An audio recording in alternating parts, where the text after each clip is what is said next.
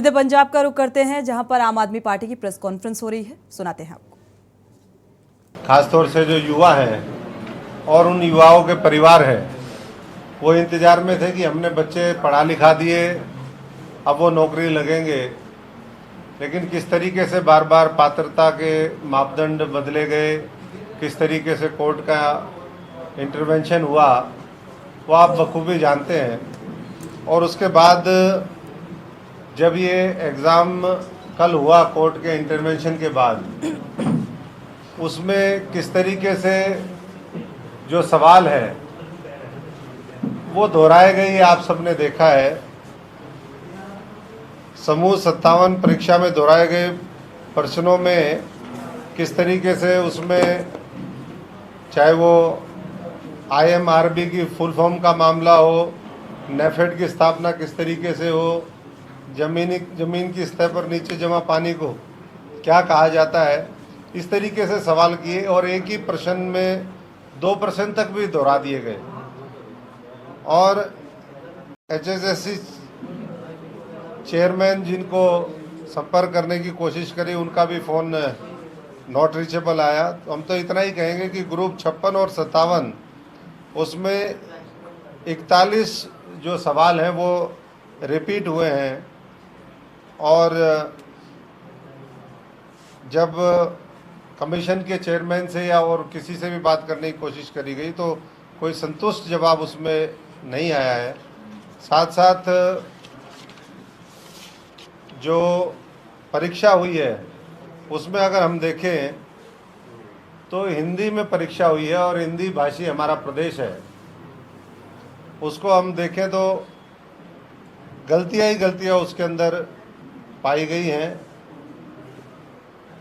वो करीबन 50 त्रुटियां मोटे तौर पे उसमें देखा गया है, वो मैं यहाँ पर दोहराना नहीं चाहूँगा। हम तो इतना ही कहेंगे कि ये अपने आप में जिस तरीके से मध्य प्रदेश के अंदर एक व्यापम घोटाला हुआ था, आपने सबने उसके बारे में सुना भी होगा, तो कहीं ना कहीं ये प्रतीत होता है कि जो CET एग्ज़ाम का मामला है, लाखों नौजवानों के भविष्य से जुड़ा हुआ, ये उसी तरीके से खिलवाड़ है।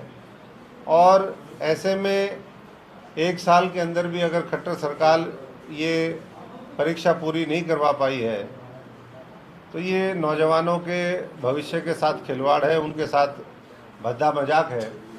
इसलिए जो चेयरमैन हैं, अब इस्तीफे की तो स्थिति मैं समझता हूँ कि वो तो जाली है, क्योंकि अगर उनको गलती मान करके और उनको ये लगता कि भाई हम ये एग्ज़ाम नहीं करवा सकते, तो जो खुद छोड़ने वाली स्थिति थी वो तो अब चली गई। अब तो मैं समझता हूँ कि इसको नए सिरे से चेयरमैन और पूरे बोर्ड को भंग करना चाहिए, नए सिरे से पूरा मामला होना चाहिए और इसकी पूरी जांच भी होनी चाहिए।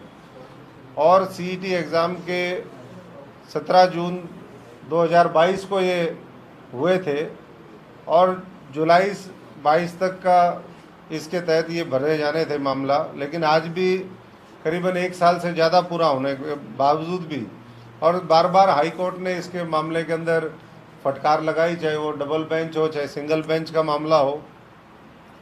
ऐसे में नौजवानों के भविष्य के साथ जिस तरीके से खिलवाड़ हुआ है, चाहे वो त्रुटियों के माध्यम से हो, चाहे रिपीटेशन ऑफ क्वेश्चंस की बात करें, या फिर इसके ऊपर जो सरकारी खर्चे की हम बात करें, करीबन 20 करोड़ रुपया इसकी गोपनीयता को लेकर के भी वो खर्च किया गया। ऐसे मामले में जितनी जल्दी से जल्दी ये भंग होगा, उतनी जल्दी मैं समझता हूँ कि भविष्य में नौजवानों का जो आने वाला भविष्य है वो हम बचा सकेंगे।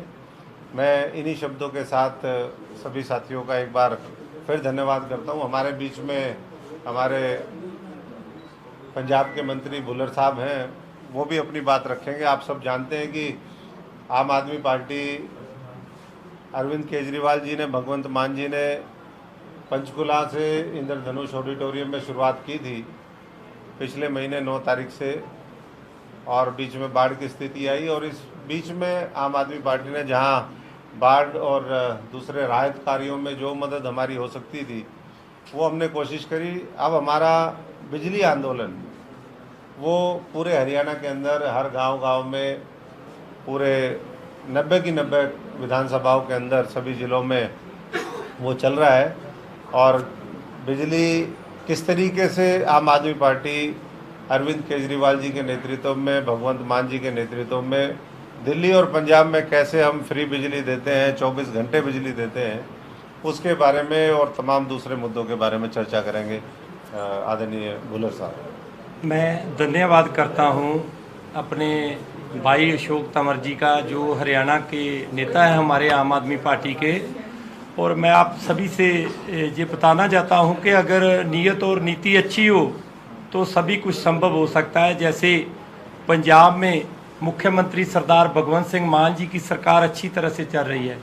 जो पिछले दिनों आप सभी मीडिया वाले भाइयों ने देखा कि 12,700 के करीब जो टीचर थे हमारे पंजाब में, जो वक्त सरकारें आई हमारे पंजाब में, कांग्रेस की सरकार आई, अकाली बीजेपी की गठबंधन वाली सरकार आई, जिन्होंने पिछले 20 सालों में टीचरों का शोषण किया।